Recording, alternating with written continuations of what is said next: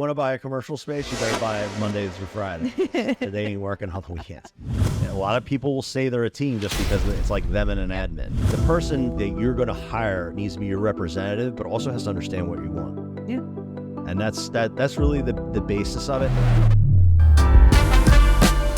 Welcome back to MillenniUP. So we talked about people not knowing when or being afraid to reach out to a realtor. Yep.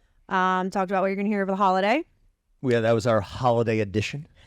What a holiday special. Our Brady Bunch holiday special. This is our, like, the nerdiest holiday special you're ever going to hear. Our MillenniUP holiday special. But yeah, then today we are talking into, so now that you know when to reach out and you have advised your friends and family to also kind of do their due diligence and reach out, we're going to kind of guide you through how to actually select the right person to work with. So, something we kind of did talk about last time, and like I said, if you haven't listened to the previous two, I highly encourage you to, because this is all just a continuation of the last two episodes. So it's really important to listen to them too. So something that we had kind of like left off on last time is making sure you're working with the right person. You're not just going with somebody just because they said, oh, here's who I used. You should use them too. So it's not necessarily it's not a bad thing. You definitely want to go more off of word of mouth than you do the internet. And we're going to get into that too. But just because somebody worked for one person doesn't mean they're going to work for you. So that's really what we're going to unpack today. Yeah. We're going to unpack the kind of how to do your research and where to do your research, how to qualify the person that you're talking to, and then really just, I get really how to interview them. Yeah, and kinda, the right stuff to ask. Yeah, so things to look out for. Yeah, things that people don't really think of when they're looking to reach out to an agent is that, like, you need to interview them, but it's somebody doing the work. It's kind of like you always want to get a second opinion if you're getting work done in your house. And like I said, you might go with the first person that you talk to, and there's not something always wrong with that. If you already know that you're gonna like Bible together, but you do want to make sure that you are, and like don't be afraid to realize that, like, me and this person aren't really like connecting. So like I said, we're gonna dive into how to figure that out. Yes. And do you know how many realtors there are in the country? Some exorbitant number of them. So at the peak of like 2021, there was 1.6. Everybody knows an agent. Everybody knows an agent. There are a lot of us running around, scurrying around their respective marketplaces. But do you know what the failure rate of agents are over 5 years? Of course I do, because I told you, Jen. Well, they kind of say it. They say it in like every CE class. They say it in licensure. They make sure this is known before you even get your license. That's right. So what is that? What percentage of agents end up hanging up their license after 5 years? I think it's actually after 3 years, and it's 87%. Yep. 87% end up failing at becoming a real estate agent. I love being in the top 13%. You are in the top 13%. And you're not even, well, you're going to make it. You're not. I'm going to make it. Yeah, you're going to make it. Yeah. I actually never really accepted the idea of me not making it. What did you told, so okay, yeah, you did tell me this. So you told me this before I ever got my license. When you were interviewing me for the team, it's a backstory. When I had made the decision to take the leap into actually actively going to get my license in real estate, before I even started my classes, I met Seth. I actually met our broker first, who had told Seth, you need to meet this girl. And he told me, I want you to know there is an 87% failure rate amongst agents in their first 3 years. And I said, that really sucks for that 83% or 87%, but it's not me. That's right. I do remember saying that to you, and you said, okay. You were oozing confidence. And that's one thing I ooze, it's confidence. And hey, listen, that's what agents need. Whether they're negotiating a contract or they're deciding that this is what they're going to do for the rest of their lives, like, that's what you need, because there's so many headwinds in this business. So you need that on your worst days.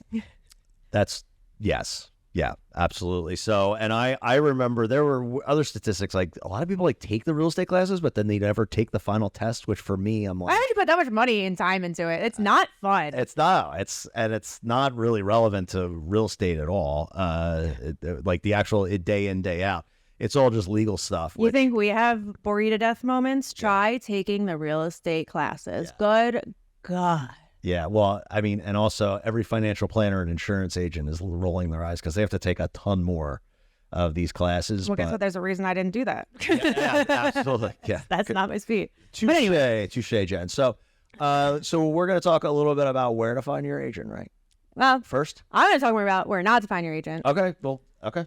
Okay. So this was like the first thing I even wanted to address. So yeah, we're gonna talk about like where to find your agent, but I think it's way more important to talk about like where not to, because it's the stuff that's always right in front of your face. Because I mean, like any smart marketing, you're going to put yourself in where the eyeballs are, which is on the internet and in ads and on Zillow. So like everybody has seen it. I don't want to hear that you haven't.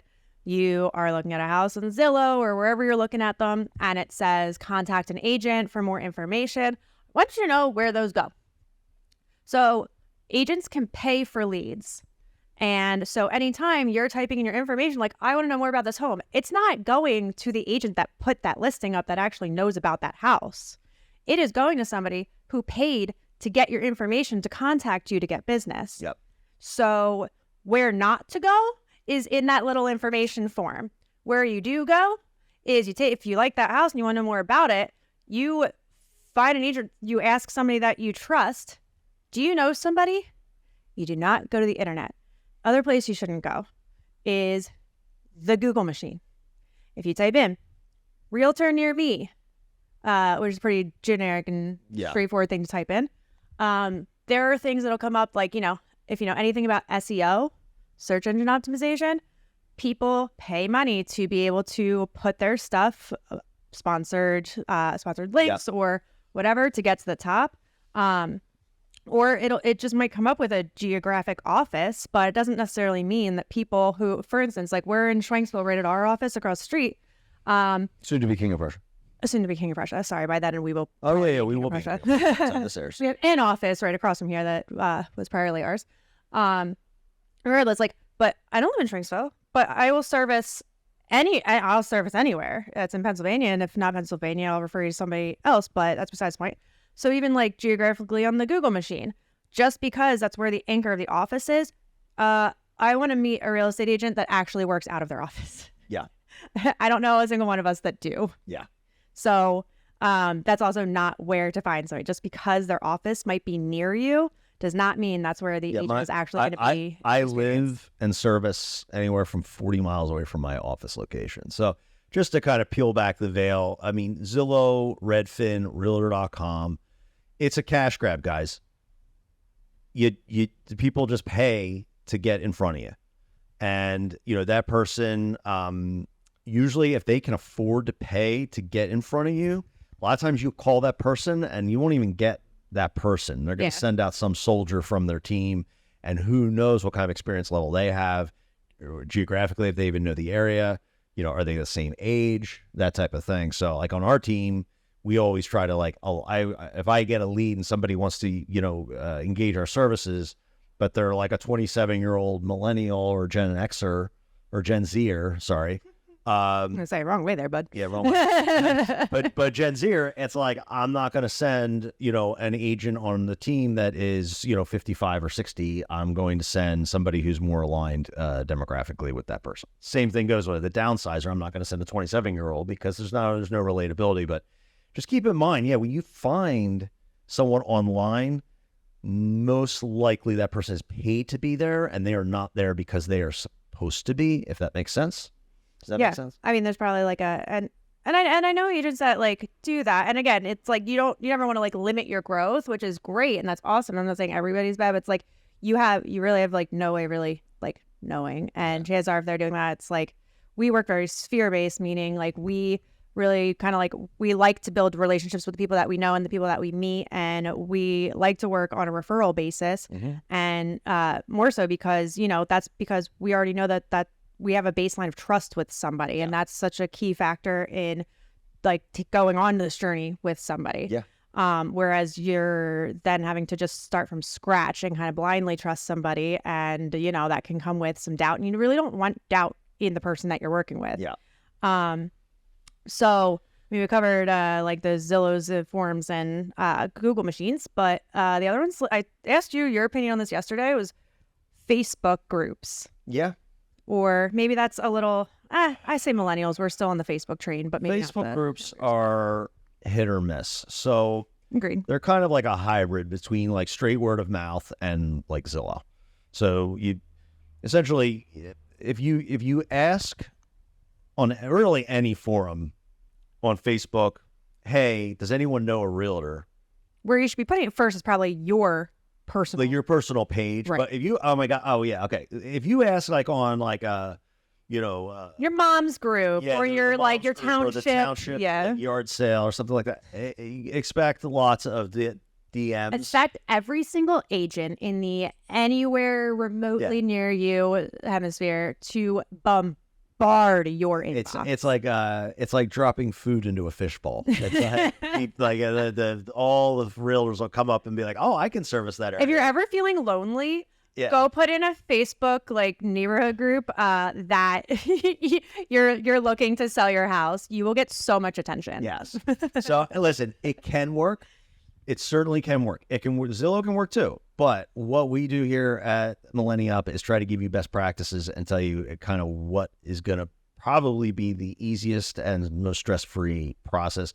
We work most and enjoyable, like honestly. Yeah, enjoyable. I mean, listen, it shouldn't feel so transactional. There's obviously transactional pieces in a real estate transaction, but like you should be working with somebody that you're having fun with and that you're having a good time with. Absolutely. And we become friends with most of our clients. I mean, oh yeah. I mean, 90% of our clients, we're friends and we're hanging out and checking in and doing all that. In fact, one we're going to have on the podcast very soon. Yeah. Infamous Jenna. Yeah, I'm excited. So that's somebody who like I became friends with through it. And, it became an enjoyable experience because you have fun going out to do showings. It doesn't have to feel so like stiff and transactional and whatnot. But, and again, just going back to the trust though, like this isn't actually something I thought about talking about, but I can't emphasize enough. Like if there's any like bit of like doubt and distrust in the person that you're working with, it's going to cause roadblocks and it's going to cause delays, and just like eliminate all of it by just getting a baseline of trust in the first place. And that's going to be kind of the third point that we get to. But as far as just like where to go to find the right person to work with, it's not the Zillow forms and quote box, because again, that is not going to the person who's listing the house. It's straight up just not going to go to them. They'll never know you did it. It's not Google. And it shouldn't be. My main suggestion, Jen, is that it's not the internet. The internet that's is just like good, less word salad way to put it. Yeah. A non-word salad way to put it is, it's like if you need an insurance guy or an HVAC guy or a contractor or whatever, you go on the internet, you're at the whims of who's paid to be there. Going word of mouth is the most reliable and shortest way to the settlement table. And, let's talk a little bit though about the next point. The next point, which is the type of agent. So I'll take this one because this is one that's near and dear to my heart. People don't realize, like, just because someone has a real estate license doesn't mean they have a specialty in what you're trying to accomplish. And what I mean by that is you have an agent who does investments in urban areas and does it like flips. Yes, they have a real estate license. Legally, they can help you. But you might need somebody who's in the burbs and somebody who understands, upsizing families or downsizers or, Can I add something to that too? What? As far as even just like specialties. So yeah. Hold on. You get 30 seconds. Okay, fine. It is a quick point though, is that because you said like then you're going to the burbs or whatever. Yeah. If you're working in a certain like area too, so like in general areas that like you are at work, especially that you have an understanding and like you know a lot of the other agents that are also working in that area. Yeah. The more familiar your name is in the area, the more trust that you build with the other agents that are also working that area, which trust goes a long way when you're firing out offers too. Yes. Yeah. And knowing who you want to work with. Having those those relationships that you've been building over time versus some Joe Schmo city investor realtor who just you happen to know or you went to high school with or whatever, that's not necessarily the right thing. Conversely, if you're looking for investments, don't hire the like open house sitting, suburban realtor who doesn't know that space. So but ask them. You never know. Well, that's part of what we're going to get into is just how to actually interview them once you get them in the door. But just keep in mind when you get a suggestion, like ask like kind of where they work. Like, what do they do? Are they an investment realtor? Are they a residential realtor? I mean, are they a commercial realtor? I mean, a commercial realtor can help you. Totally different environment altogether. And good commercial realtors will tell you the same thing about residential realtors. Like, they don't want to do anything in the residential sandbox. Commercial doesn't want, commercial sandbox is totally different. So If you do want a 9-to-5 realtor, though, it doesn't work on weekends. Go commercial. oh yeah, go yeah, that They're is great, one but of it's just a totally different world. It's totally different world. Yeah, you want to buy a commercial space, you better buy Monday through Friday. They ain't working on the weekends. But anyway, so I wanted to just impress upon that because a lot of times you'll get a name. Like, forget about like the internet. If you get a name, you want to be sure that you're being aligned with somebody who can help you with your goals, because that's really what we're talking about here. People don't want to, like, I know we make friends, but a lot of consumers, they don't want to necessarily make a new best friend. They just want somebody who can help them with their problems. It's the same way they would call an HVAC person or call any kind of contractor or any kind of person else who, can solve problems. So that's a super important piece of the puzzle. I'd also just ask about experience level and teams. So not to get too into the weeds with real estate, but I think teams is an important thing to talk about. Yeah, the teams thing is about 10, 15 years ago, there was a reversion in the real estate world where traditionally you had just a lot of agents that just were independent. And that was to the truest form of being an independent contractor. The broker couldn't tell them what to do, couldn't say anything. As long as they didn't like drive over their clients with their car, they couldn't really tell them what to do. Well, then with the law. What ended up happening is that a lot of agents were saying, I have too much business, I need help. And so there was the formation really and a standardization of the real estate team. In this environment, it is super important. And it's one of the reasons I built one is because I did start having too much business and my schedule wasn't allowing me to give really great service. That's even just comes down to like phone calls, but like also like being able to show property and getting people into property on their schedule instead of mine. And I never felt right about that. So I always tell people to interview people that are on either the team leader or people that are on teams, because you get more agents than just one. And that's actually a point to bring up. I actually just had, I currently have a client who kind of took me by surprise with one of her questions that I actually appreciate her asking. She asked me if I have a lot of clients that I'm working with right now. And I said, oh, I have a good, I have a good bit of them. And she kind of transitioned to, do you is it too much? And she was basically trying to find out, am I taking on more than I can handle with what your issue was, that you had too much business that you couldn't give the right attention to it. Yeah. I was able to assure her, no, trust me, I work, I know my bandwidth, but I know that I can take on X amount of clients and transactions in one time. And I thrive on I thrive on chaos. I need to remain busy, and I can take on a good bit at one time. It keeps me going, keeps me moving. And I make the time for those people, but I also know what too much is. Yep. And, it was really interesting to hear from a customer that was very... It's a good question to ask. It is. It's something that I think more people need to ask. You asked that to somebody recently that we were talking to also for some of our production stuff, was how many other clients do you have? Are we going to get on the back burner? Yeah. And that, it is something really where I think is frequently overlooked. Well, and just as an aside to Jen's aside, that's a great question to ask whenever you're hiring anybody, is because you want to ask how many clients you have. So you answer it and you say, oh, I have a gazillion clients, meaning I've got a lot of authority, a lot of expertise. I can help everybody wants. Or that person might be asking that question because they're like, yeah, am I going to be second fiddle? Am I going to be somebody who's kind of brushed to the side and just added to a list of people and get lost in the sauce? If I could add another analogy, I would. But at the end of the day, it's that's a great question to ask anyone that you hire. That is one of I started getting that kind of, I don't know if I was ever asked that specifically, how many clients do you have?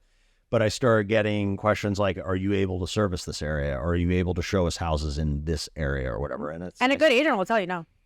And I had to a couple of times, and I said, well, no, because I want to help as many people as possible, and the whole team wants to help as many people as possible. So we set up a team outside of Philadelphia that's that covers a very wide geographic area, because time is, a lot of it is in the car. But I also want to be able to deploy a Jen into, Chester County and be able to know that that's being taken care of. And if the client wants to see something more my way, I come out of the bullpen. And so I think teams is a very important thing in this current real estate market to consider. That person does not necessarily need to be on a team, but it's something that I think that everybody should keep in mind. And then the other side of the coin here is the interview itself. Yeah. So, I mean, as far as interviewing, and it's the perfect segue because what you said about teams. So once you want to make sure you're asking the right questions when you are interviewing somebody. So it doesn't have to be obviously some formal, long, like, okay, so here are my list of questions, but like some like pretty blurb, like really important ones that you'll get a lot of information from. If you are looking to select somebody that is on a team, I think that's important to ask them more about the way the team works. Okay. There are teams out there where a team leader doesn't create a team for the reasons that Seth did because he had too much business and wants to be able to like kind of branch it out. But there obviously are perks to being a team leader with being able to like work a split. More than that. Some people are money motivated to be a team leader and will only just they'll bring on, it's like quantity over quality. And they'll just like build these big, massive teams just to be able to rake more money in with that. So I think it's important to ask who you're talking to, how they structured their team and why. Mm-hmm. So Seth's case was, he's really, really, really selective with who is on our team. We have a team of 8, and it's like he looks at geographics where we all are so that we can cover the biggest amount of space so that if we do come across somebody, it can go to the right person. Personality differences. Yeah. Because listen, yeah, I'm sorry. I am self-aware enough to know if it was a team of Jananuskis, people will go friggin' running away because it's a very strong personality. And that's totally fine. I used to say that at work all the time listen, if it was a store full of me's, I would also be terrified. But like having a balance of personalities, also having a balance of different strengths. So, like some people are more operationally driven on the team. Some are more personably, and like having a well-rounded team with all different strengths is important to know going into it. So like when you're getting, Seth says this anytime that we're like partnering on a deal is, you're getting 2 for the price of 1. You're getting like, and we say that as like the 2 of us, but really we have our team behind us. And if there's ever something that comes up that like we might not know, somebody does. And also in like 2 weeks when I'll be in London or Jamaica, there's still 6 other people. There's still 6 other people that I'll be like, okay, get your shoes on, get over there, that type of thing. Yeah. But another thing just about teams and interviewing them, a lot of people will say they're a team just because it's like them and an admin.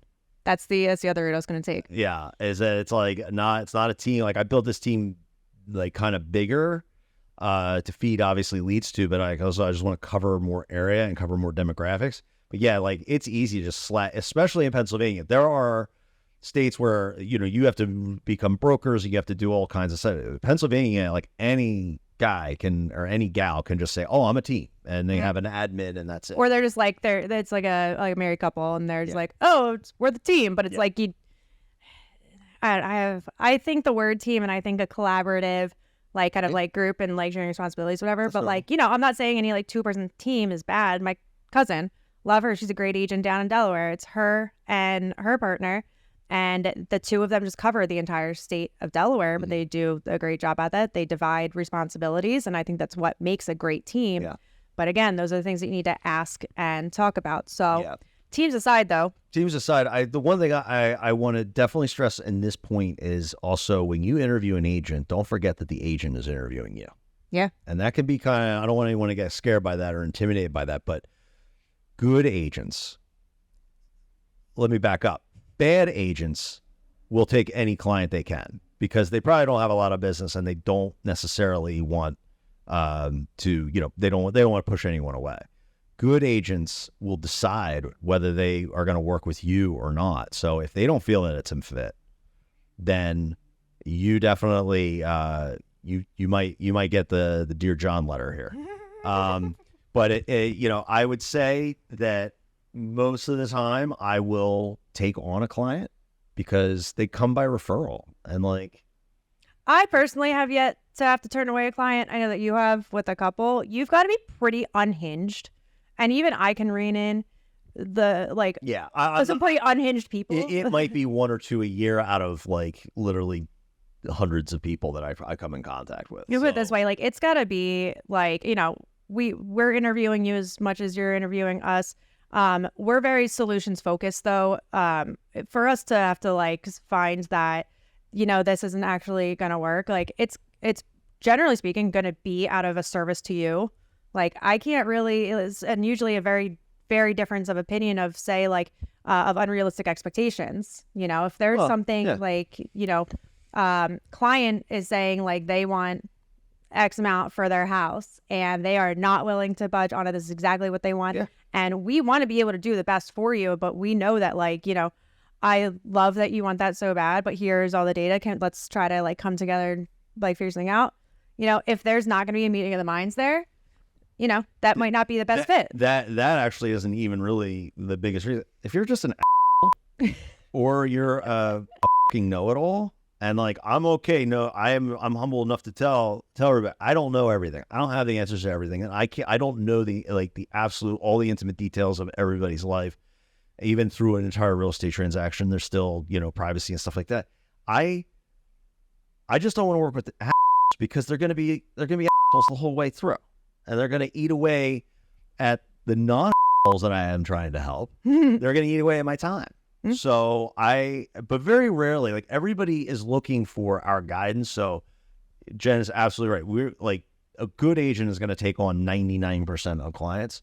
But when you're in that interview like it's our job to be able to work with a lot of different personality types. Yes. And, it's like I've did that for a very long time and that's perfectly fine. And I understand that there are people that aren't necessarily like exactly like me, but I know how to kind of get through to some other people who don't think in the same thought processes that I do. Yeah. And that's perfectly fine. But like you said, there's a baseline of respect. There's a baseline of respect. And I advise the team and honestly, any realtor out there, if like someone doesn't know your worth or doesn't respect you and is going to treat you like shit, just if you can, don't take the business.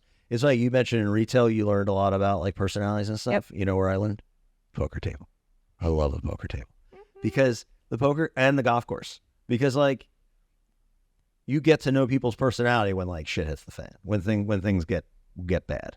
Yeah. When you take, and I always say about poker, it's like, it's the best. Like when someone makes $40,000 a year and can take all the money off of somebody who makes $400,000 a year. And the best part is the person who makes $400,000 has no idea how it even happened, and sizing people up and understanding personalities and motivations and that type of stuff. So I got a crash course on all that from the poker table, but yeah, I mean, I got a crash course on that with having to read about it and actually like live it out. I had a management team one time of like, there's all this personality like surveys we all ended up taking. And the specific one that we took was out of a book and there's like 4 different quadrants in it. And of the 4 of us, each of us were in a different one. And, some people didn't see eye to eye, but it all explained like straight up kind of like why these two may not see eye to eye and how to actually be able to like how to have the other person listen to you because you both are maybe saying and thinking the same thing, but it is not going to be communicated the same way because one thing is more important to somebody than another. I learned that way. And then we ended up finding out like, oh, wow, each of us being in a different quadrant, that makes such a balanced team. It makes so much sense that like we're not so heavily like leaned one way or the other, but that can kind of go back to teams too. And we actually have something like that as well. But I think the other thing we can say is, when a client is interviewing us, is also just like I said this in the episode 6, the first of this 3-part series. I was saying that motive is really important. So I think it's also really, really crucial for somebody to ask an agent that they're talking to, why do you do this? Okay. I said this in the last, I was actually probably touched on in the last 2 episodes. Because this is very near and dear to Jen's heart. It is because, if you don't want to be sold to, again, it's what we had talked about in the first part of this, you find out what their motive is. But another thing to make sure that the client is asking the agent is, you want to map out your expectations and, here is what I want. Like, what can you do to help me get there? Mm-hmm. So you want to just lay out expectations right off the bat. And does the agent that you're talking to, do they have processes and what are they? I would also add that a good agent, you won't even have to lay it out. A good agent's going to ask you about all that stuff. And it kind of goes hand in hand with a process. You could shake me awake and I could walk into a listing appointment because I've done so many of them that I know what to ask and I can just be nimble. When I go into my first meeting, like I don't bring paperwork, and like the realtor handbook says, oh, you should bring handbook. You should try to get people to sign paperwork, and I'll say that doesn't If work. I have to force you and like pressure you into signing something right off the bat, I'm clearly not feeling confident enough that you're gonna want to work with me. I just think it's very rare, unless like you already have a pre-existing relationship with that person, and it's just what they call come list me call, which is like, okay, we're going to use you, just come over, tell us what it's worth, blah blah blah. But I almost always do what we call two-step, which is I come over just for that initial interview and just like see how I can help. And then what I do is I come back a second time with all the solutions. I might ask some follow-up questions. I have some recommendations for the property, or I have recommendations for a search, that type of thing. So we take a very consultative approach, and all good agents are going to do that. They should ask a ton of questions. And yes, you should know what you want for the most part. But how to get there, an agent should be able to lay that out from experience. And also, just as a baseline, guys, you should be thinking, like, if that person can walk through the door and connect with you on a pretty good level, that's a good thing too, because you have to remember that agent's going to eventually be talking to their counterpart or talking to another, like a buyer or a seller.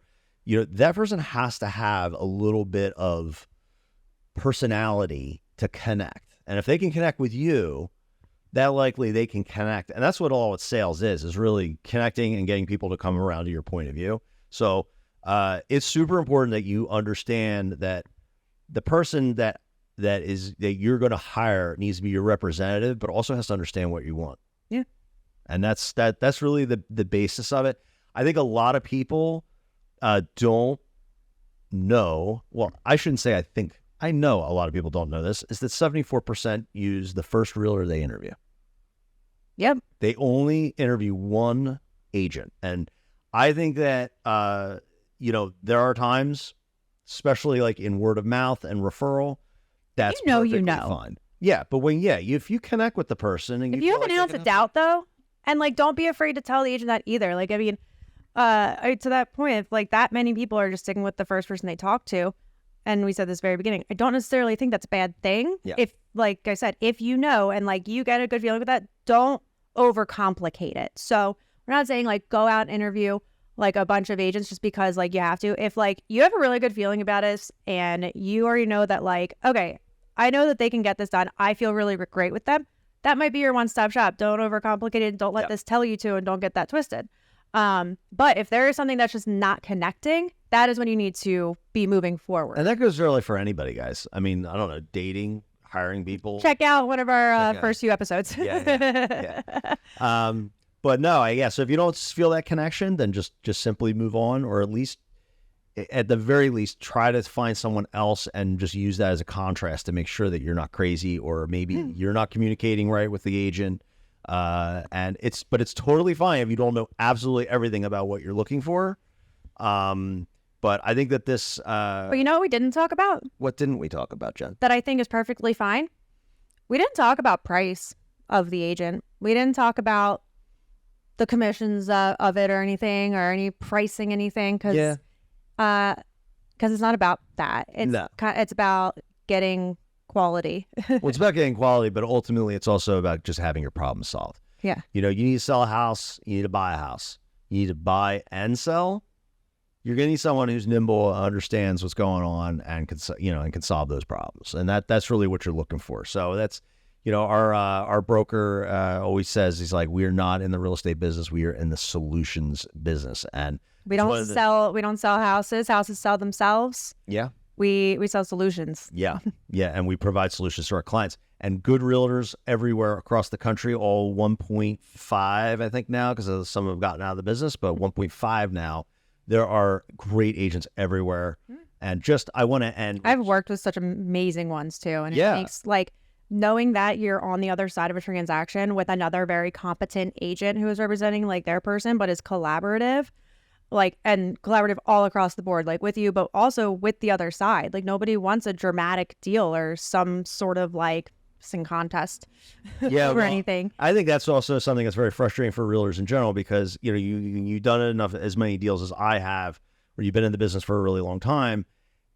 You get into these interactions, and like most agents are really they're really great. They do their best. They're always looking out for their client. I mean, almost never do I hear somebody being like, sidle up next to you like, yeah, I'm going to try to pump up this commission, or I'm going to do this, that, or the other, like bragging.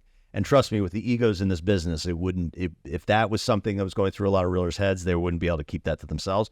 So most agents are doing the best they can, but you need to be vigilant about hiring the person that is right for you. This team, the SLG team outside of Philly, we specialize in first-time home buyers, millennials, people upsizing, that like under 50 group, because we are best equipped to handle those problems, and we are those people. Yeah. So, and like I said, I didn't say this. A friend of mine just came to me. She wants to move to Jersey. Do I work in Jersey? No. But have I worked with somebody who does work in Jersey? Yep. And guess what? I'm like, y'all are going together. She's amazing. She's like, right. Put down there. Shout out Tish Green. I love you. Yeah. But yeah, so I think that's a pretty decent. I think that's a pretty good primer. By the way, if you don't live in the Philadelphia area, if you live in the Philadelphia area, you should just call us because we can handle it. But if you don't, and you want some guidance on how to interview an agent, we are happy to guide you, or we can just find you an agent too and pre-interview them. Yeah, Jen has become very good at that. She'll hear a state at Taekwondo with her son, and it's like, oh, you need an agent? And she's been able to match really great ones, and I love the relationships I've built with you. I got one in Wisconsin now. This is my latest one. Love her. Vanessa, you're great. But yeah, and honestly, so like just to wrap all this up too, there's a lot that we went over. Show notes will have some boilerplate interview questions that you can just have for yourself. I know that we kind of like went over a lot and kind of jumped around to a few. So we'll have written out in the show notes just some questions to have on hand for you. We should just have those anyway. Yeah. Well, we always got something. So we always got something cooking. Yeah, we always have resources. If you ever need something, you just come to us. We have things for everything. No problems, just solutions. Jen Anuski. See you guys. What a wise woman. Very wise woman. Wise woman. Have a great week, everybody.